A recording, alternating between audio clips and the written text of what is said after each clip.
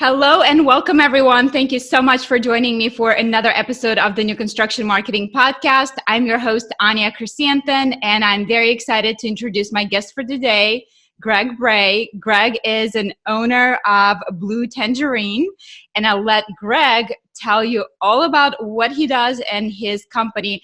But Greg, thank you so much for being here today. I am really thankful for your time and that we're able to connect. Oh, Anya, it's terrific. I'm really excited and thanks for the opportunity. Appreciate that. Of course. Yeah. So if you don't mind kicking us off by giving our listeners a little bit of a background on yourself, who you are, what your journey has been, and how did you end up in this wonderful world of building websites for home builders? Yeah, so that's a long story. So this is a 3-hour episode, right?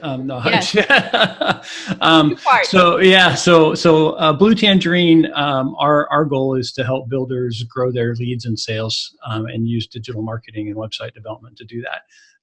My personal background, I come from the technical side. So I've got the computer science degree.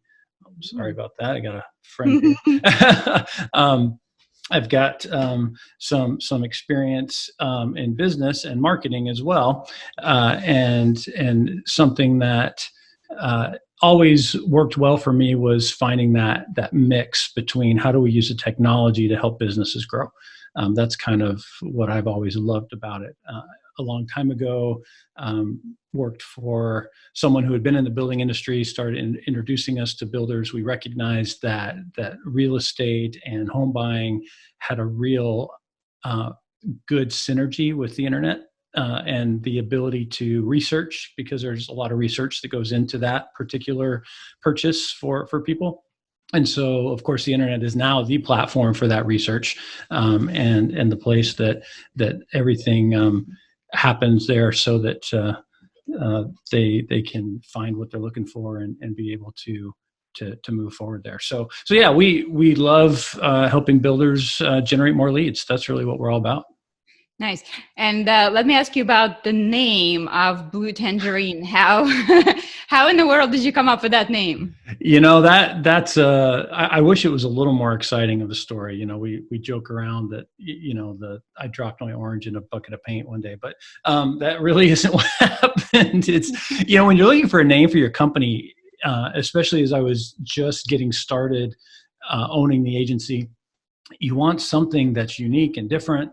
Something that the domain name's available, that comes into play, especially when you're working, across the country and not just locally. And we were looking and trying different names, and I didn't want a name that was like, Greg's company or something boring like that. That was just, we weren't going there. So finally, just brainstorming, one of the guys on the team said, hey, we're just going to have to take 2 words that don't go together, like blue and tangerine. And that was the example he threw out. And so we experimented with, the purple onion and the red monkey and some of these crazy things, and just kept coming back to Blue Tangerine. And it's worked for us well. People remember it. It doesn't necessarily tell you what we do the first time you hear it, but once you can kind of remember us. And we're headquartered in Florida, so it's got a little Florida feel to it as well, and so we really like it. Yeah. Yeah, that's definitely a memorable name for sure. So way to stand out. Yeah. So Greg, you're so right about the synergy between the building industry and the internet, and that majority of people now begin their home search online. So can you talk to us a little bit about just how many people begin their home search online? What are we seeing as far as behavior? Like when that prospect walks through our model door, they're kind of like on step 9 of the process at that point, right? Absolutely. They're no longer just coming in to get a brochure to find out what we have to offer. They pretty much coming in saying, okay, this is the floor plan that I want. These are the options that I want. And this is the home site that I want it on. And they're really coming in to confirm what they already know. So let's talk a little bit about timeframes, like when do people start their research, and what can we do as sales reps sitting in a model home because it's almost like this unknown, right? Like we know the people who actually came in or called us, but there's this whole unknown of this bucket of hopefully it's coming to us. So I guess when let's talk about that journey first, and then we'll get into what happens once they actually establish a contact with us. And if you're seeing most internet leads take a step as a lead online, meaning they submit something online as a form, a request, or are they actually calling? Are they coming in? What type of behavior are you seeing? So, yeah, that was like 20 questions in one. It was, that was sorry. Great. All right, so let's start with the customer behavior, because the journey has definitely changed. So yeah, let's start with that first. Sorry. Yeah, and I think there's some great data out there actually from the National Association of Realtors where they've been doing some research on this, and they're throwing numbers. Again, there's my opinions, but using real data that somebody did with a survey is always good too. They throw out numbers that are around 90% of people start online. I personally think it's probably even higher than that now. And of course, there's going to be some generational differences potentially. If you're someone who's serving an active adult community, maybe it's a little bit different than a first-time homebuyer millennial targeted type of community. Some of those things vary by age and comfort. Although, the boomers are getting pretty good with their phones and getting pretty good online too. So you can't just discount it at all. But yeah, people start online. And so that means that, like you said, they are very educated by the time they come. Now that education kind of happens in a couple different ways, though. It's this exposure process that happens even before they're necessarily ready to say, I want to buy a home. This is where maybe they see things on social media, or they have friends that talk about a particular community that they love, living in, or these different exposures. Google has this term that they call it the 0 moment of truth. That's really an interesting idea of how we get influenced by just what we see online around us, and how that's changing, and how you want to be visible at this time. And so this is before people even realize they're searching. Because it's that brand exposure, that awareness, and just that you have something to offer. So sometimes, especially as salespeople, we want the person who's ready to buy today. And this nurturing concept is a little foreign to us. And of course, maybe that's the marketing department's job anyway, right? That's marketing's job is to nurture, and my job's to sell when they walk in. So you see then this idea that they're looking online, they're doing research, they've looked very likely at more than one, offering. And then depending on how good a job your website's doing is going to drive a little bit of what kinds of questions they have. Because if they've been able to get the answers to some of those basic ones, then they are able to keep moving. If they're really interested, but maybe they can't quite figure something out, then comes kind of that email. Hey, I want more information about community A. Maybe it's the chat if you've got that on the site. And trying to help narrow their options. I think most people, and I guess I'm kind of speaking from just anecdotally, not deep data here, but I think most people are trying to narrow things down on their own before they end up having to talk to a person. They don't want to come in and say, hey, I see you've got 20 communities and 1,000 floor plans available, and just walk me through them all. I mean, that's just not what they're doing, right? They come, maybe they can't decide between two, or they want to make sure that the one they want is available in the spot they want it. Some of these things that might be a little more complicated to understand, but they're not walking in just, hey, show me what you got. That's really not, they already know what you've got by the time they get there. Yeah, the reality is people don't want to talk to other people anymore, right? Yeah, and we've got that fear of being sold too. Yep. Isn't that part of it? That unfortunately we've had experiences where someone's kind of gotten pushy or tried to give us something that we really didn't want, and I think, frankly, if I was, a new home salesperson, I would try, and I see a lot of builders doing this. They don't call them salespeople. They're advisors, they're guides, and this is, really what the job is to help you find the right fit. Which home is really right for you based on your needs, your budget, your location requirements, all of these things. What is the right fit for you? And when you find the right fit, selling is not that hard. So. Yep, it's just presenting that option and saying why it's the best option for you. Yeah, helping them guide them through it. So, okay, so we know that most people start their search online, and you're so right that it's probably closer to 90%. I think last numbers I saw from NAR was like high 80s. And actually, only recently I had my first experience where somebody, one of my clients, did not have the internet. And I literally, Greg, I had to sign up for a fax service. Oh, wow.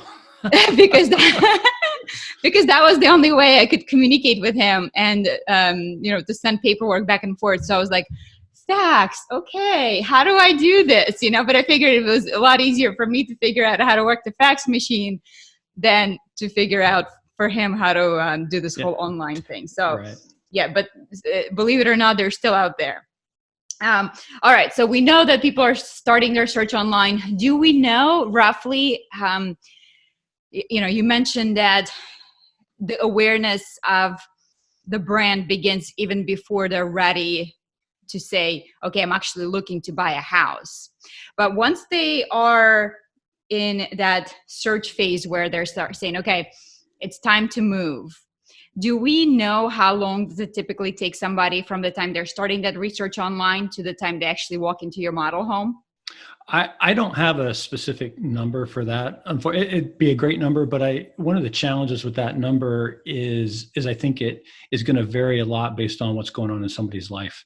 If I just got a new job offer and I got to move in 30 days, that's a whole different type of scenario than, I don't really need to move, but I want a better house, or I want to build my dream home, or something like that, where I'm going to take my time. So a lot of that is driven by what's going on in the buyer's personal situation, in my opinion, which can make it, a little bit different for each person.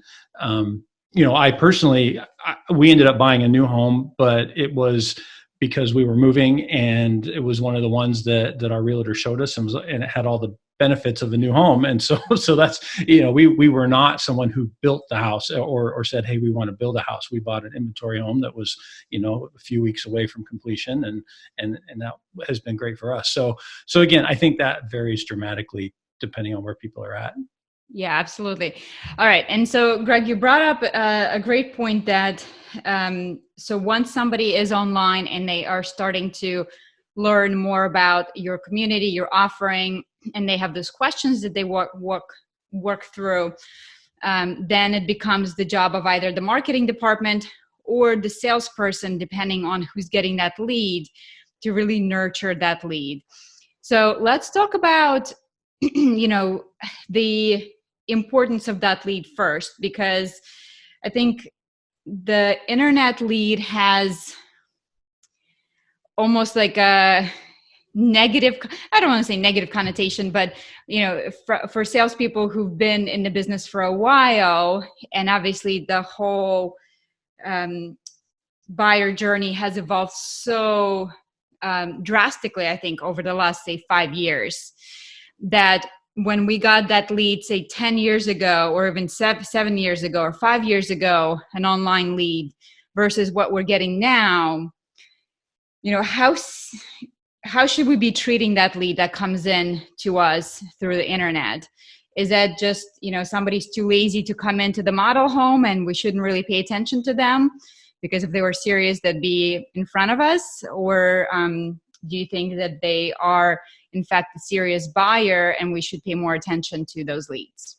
I think one of the best ways for people to consider that is to think about your own behavior online. What does it take to get you to give somebody your email address? How much trust in today's world for you to fill out a form and put in an email address or a phone number that someone that you don't want to talk to might actually call you? There's a lot of trust there. And so that shows, in my opinion, real interest. the fact that someone is willing to give you that email address, and that's your goal, is to get their contact information so you can start a conversation. There's certainly in the future, I can see a time where for certain demographics and certain types of products that will have entirely online home purchase processes. There's people pushing in that direction now, but for now, and I don't believe it will be 100% of the market. There's going to be people that want to talk about this. It's a big decision. They want some support. They want some guidance. They want to make sure they don't make a mistake. And so they start asking questions. And it may be a really simple question.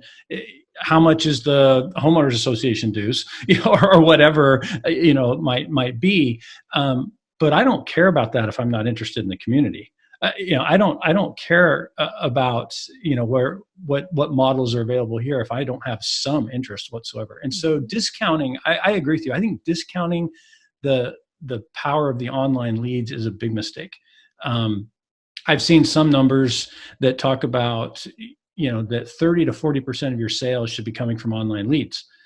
Now, I think one of the challenges with that number is I'm not sure as an industry we're doing a great job of tracking how many of our leads have really, quote, been on our website, our online leads, if they didn't submit the form. There's plenty of people that are online leads that end up driving by and walking in, or end up calling instead of filling out the form. So it could probably be even higher. If 90% are starting, then how only 30, 40% of our sales are coming from online, I'm not quite sure. It seems there's a disconnect there for me in those numbers. So, but yeah, I think that's a big missed opportunity if you don't take them seriously. Now, the other challenge with the online leads is they want fast response. When somebody sends you an email, they aren't going to wait 3 days for you to get back to them and be happy about it. And I've mystery shopped some builder sites before and sometimes it's about just testing forms because we built them. We want to make sure that they're working properly, that things are getting to the right people. And I'll get something like a week later. I'm like, I forgot that I even submitted this thing if it's a week later. And I've had plenty where I don't even get a response at all other than a little auto reply. Thank you for your, and that is just a huge missed opportunity. And of course, salespeople are busy. They're showing folks who have come in, they can't necessarily sit at their email all the time. And that's where the role of the online sales counselor can help fill the gap. And there's some technology with some of the chat bots and things that can help fill some of those gaps as well. That there's really interesting. But yeah, that quick response time goes hand in hand, I think, with that online lead and valuing it and I think they're connected because if you don't value it, you don't feel any urgency to respond. So they're connected there, right? So yeah, that's kind of, it's real. And sure, maybe some of them are a year away from being able to, actually come in because they're just really early in their process. But don't you want them to have that positive memory? Oh, they answered my question, a year from now. You can't ignore the seed planting and the nurturing piece of that too. Oh yeah, just put yourself in the shoes of that potential buyer prospect. Like, you're so right. To give out somebody our email address, I mean, it's like, it's got to be something really, really good or really important to me for me to share my email address. So yes, I think you cannot discount that this person is a real person on the other side and they are actually interested. So if you don't have the online concierge person who's taking care of the leads, and you are in fact getting those leads coming to maybe your email, there are a couple of things that you can do to really stand out from the rest. So obviously, Greg already talked a little bit about the quick response. So quick response is a must. Just like with any follow-up, we want to see that you're responding really, really quickly. How quick? I mean, as soon as possible, right? So if you see that email come through, and maybe if you're stepping away, maybe you have a customer in the model home and you're going to walk home sites, I would shoot a quick email response back saying, hey, got your message. Thanks so much for reaching out. Stepping into an appointment right now. I'll get back to you in an hour.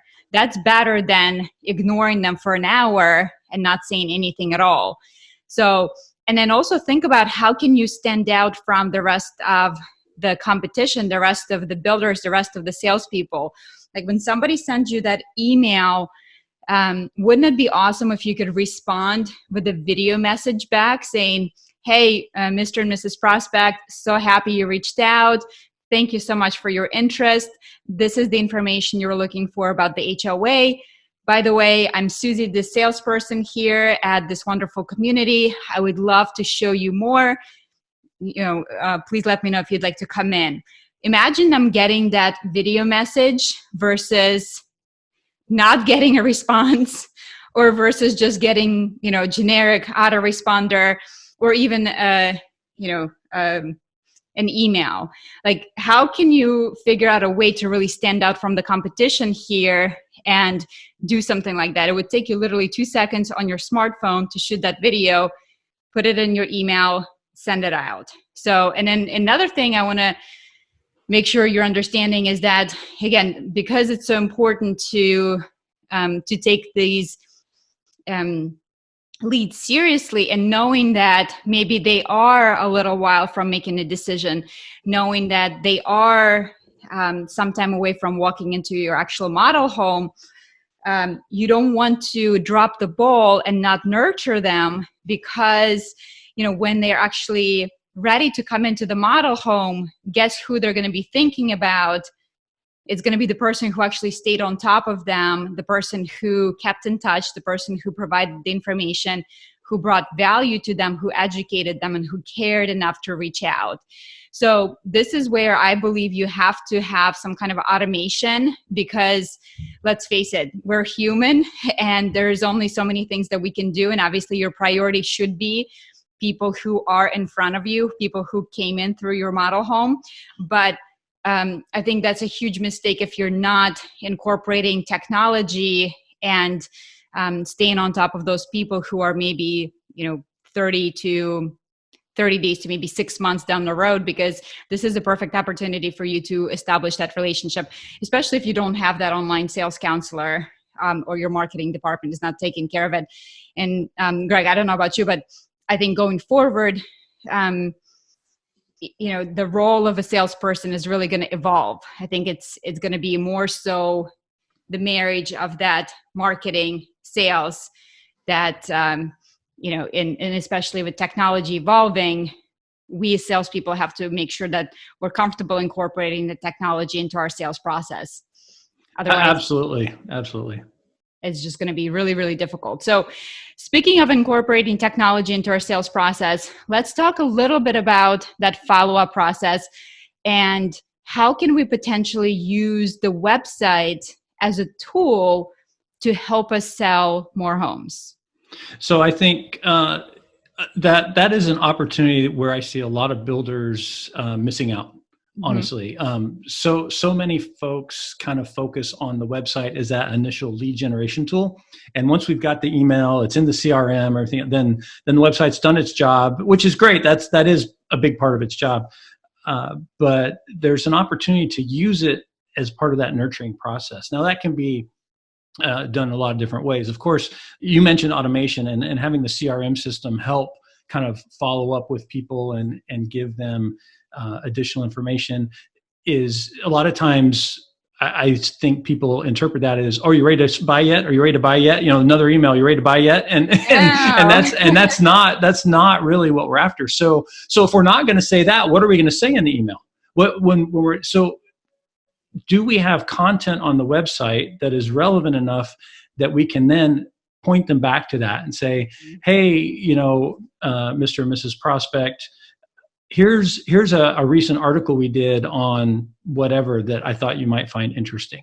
Or here's some information about the upcoming events in this community that you might want to come visit because they're having a big party at the clubhouse or whatever that might be, where ideally you've got that calendar of events on the website. You've got that content in your blog or somewhere within the community section of the website that you can push back to them. I think the other piece is making sure that you've got the CRM tools that also connect and track track what they're doing on the website later.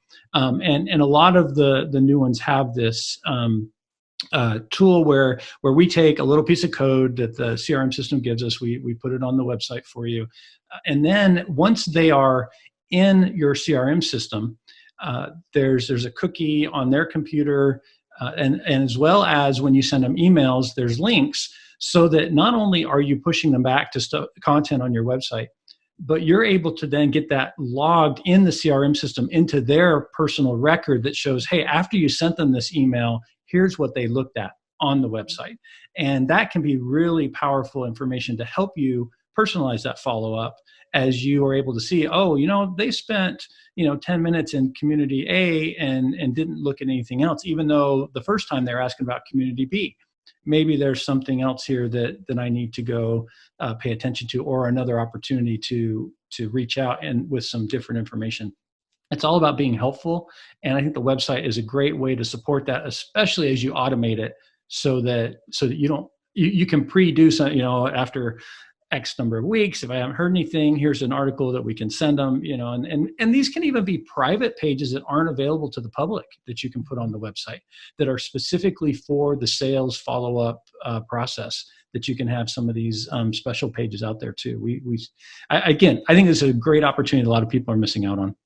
I agree with you. So, and you're so right. I think people are so resistant to this idea of automation because I think what they've been exposed to personally is, are you ready to buy? Are you ready to buy? Are you ready to buy? Like, that's going to get you unsubscribe, delete faster than anything else, right? So you really have to make sure that whatever you're sending out to your prospects, whether it doesn't matter what kind of follow-up it is, it has to be valuable to your prospect. If it's not valuable to them, you might as well not bother with it. So absolutely. So you have to find out, okay, what is valuable to this prospect? How can I educate them? How can I stand apart from my competitors who are not doing that?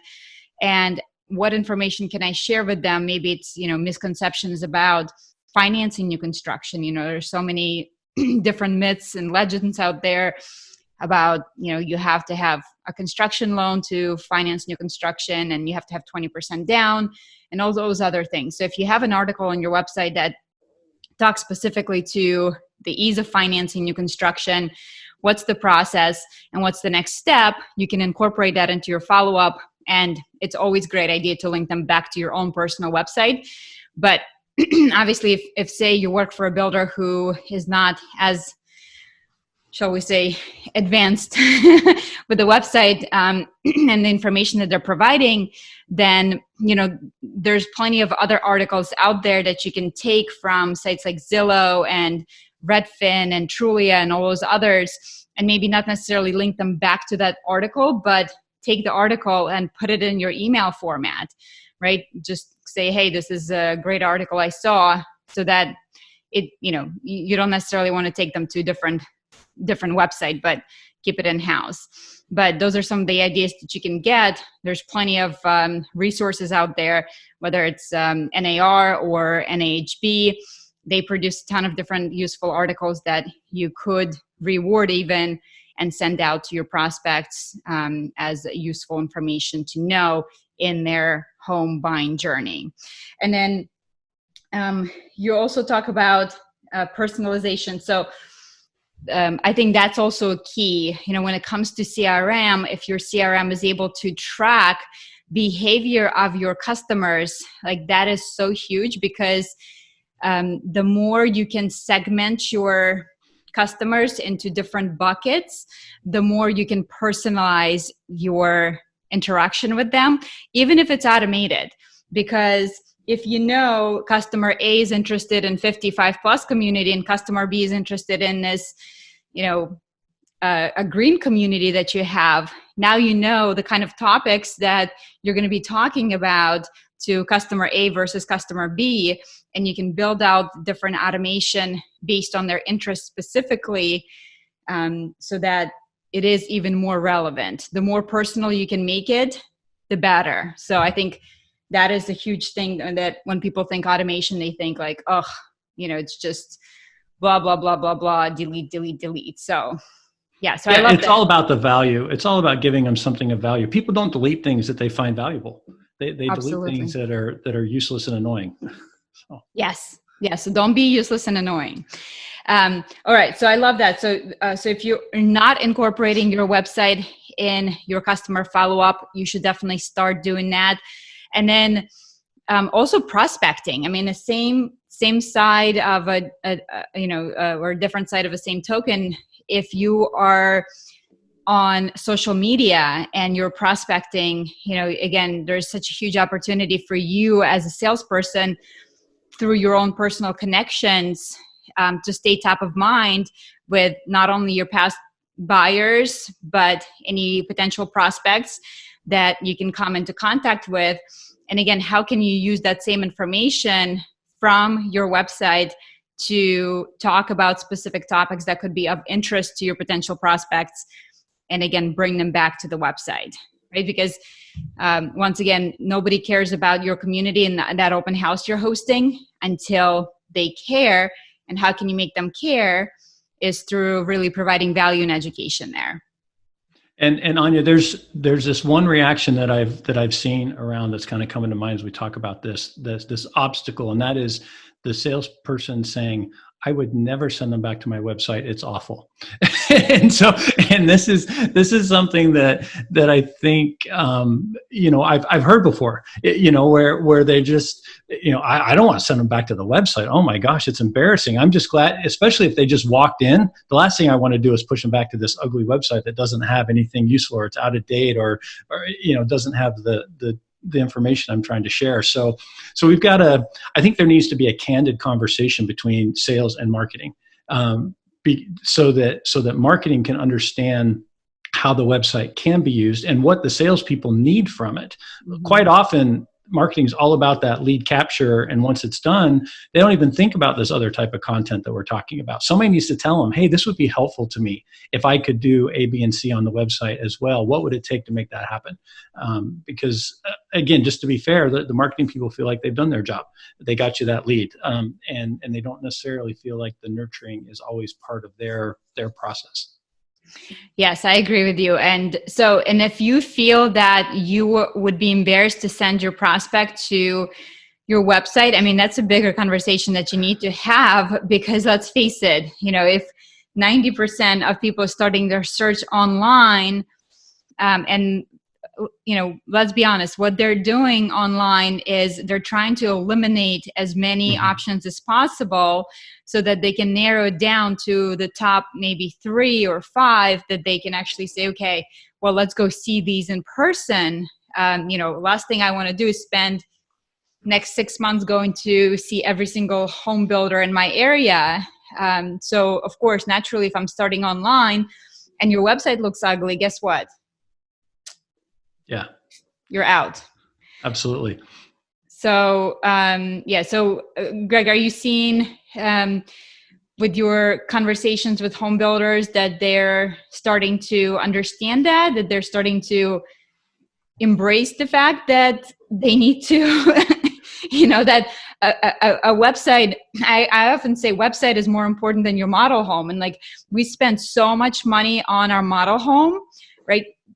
Like hundreds of thousands of dollars on merchandising, on building this beautiful model home. But guess what? If they can't get past your website, they're not coming to your model home. Yeah. And I'm still surprised at some of the lack of willingness to invest in the website that happens from time to time. I'll tell you, I'll go on record. I can make you a great website for several $100,000. Okay. I can, at the cost of a model home, we can do it. And it costs a whole lot less than that to have a quality website. So yeah. And again, how many sales does it really take, to pay for it? 1, 2 per year. And you get maybe 1 more per month, or 2 more per month, or one per community per month. What starts to happen there? And yet there's still some resistance, because it's hard to connect the return on that investment.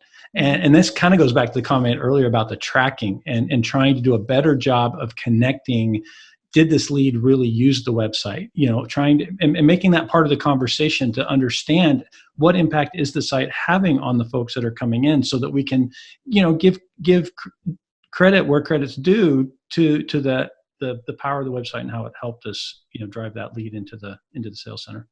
Yeah. So I think the more you're resistant to adopting technology, the more you're going to be left behind as we're moving in that technology heavy direction. And again, I think technology should help us sell more homes and at the same time allow us to do more of that personalization. Technology doesn't mean impersonable. So that's a big thing.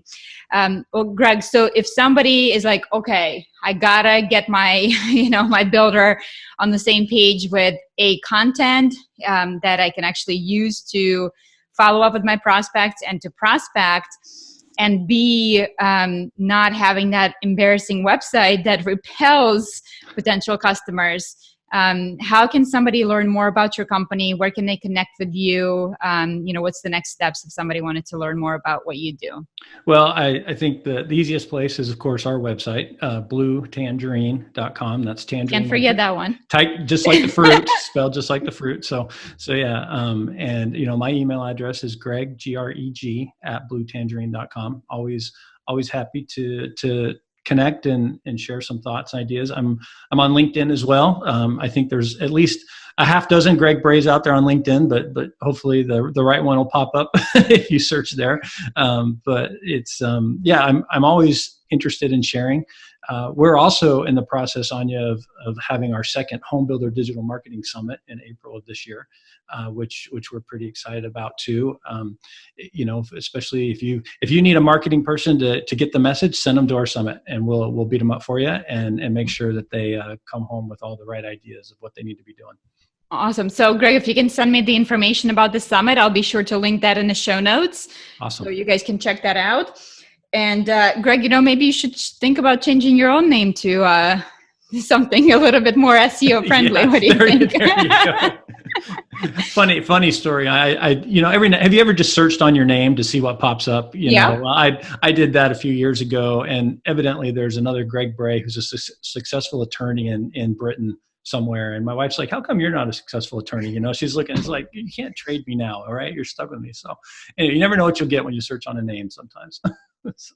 Yes. And it's actually a good idea to search yourself online because, you may want to pay attention to what comes up and sure. What you want to make private, not private, because guess what? When your customers are searching for the builder, what's the next step they're doing? That salesperson they just met, they're searching online as well. So yeah, it's true. Nothing is private. So be cognizant about the kind of information you're putting out there and what you want your potential customers to see. So I think that's a perfect note to wrap things up. Greg, thank you so much for being here today. I really, really appreciate your time. This was great. And I think a lot of value that we can take right away and start implementing in our prospecting and follow up. So thank you so much. Oh, my pleasure. Anytime. We'll have to do it again soon. Talk to you soon. Thanks. Bye.